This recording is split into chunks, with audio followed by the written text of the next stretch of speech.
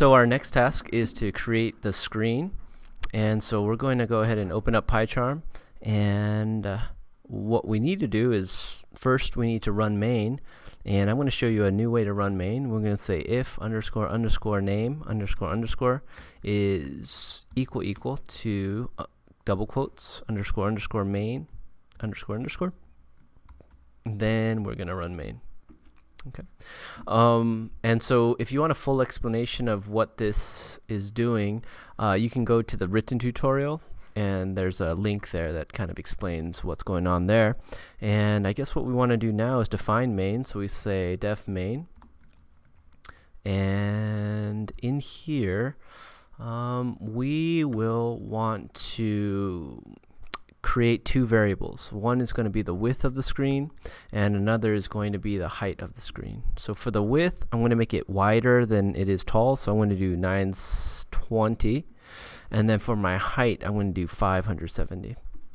And so now that I have that, I guess the next thing I want to do is use Pygame and say pygame.display.setMode. Put two parentheses. Inside of the two parentheses, I'm going to put two parentheses and put width, comma, height, right? And yeah, and you could see here that Pygame is underlined red, and it says unresolved reference to Pygame, which means we haven't imported it. So I'm going to come up here and say import Pygame, and now we should be good to go. Okay, and now that we imported Pygame, we do need to initiate Pygame. So we come here to the beginning of main, and we say pygame.init with two parentheses, and that should make it happen. So if we go ahead and hit the play button, you could see there that the screen is being created, but the program is ending, so the screen shuts off.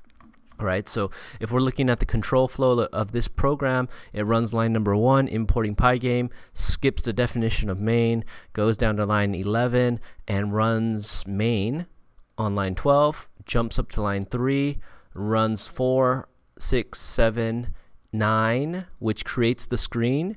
9 is the end of main, which jumps back to line 12.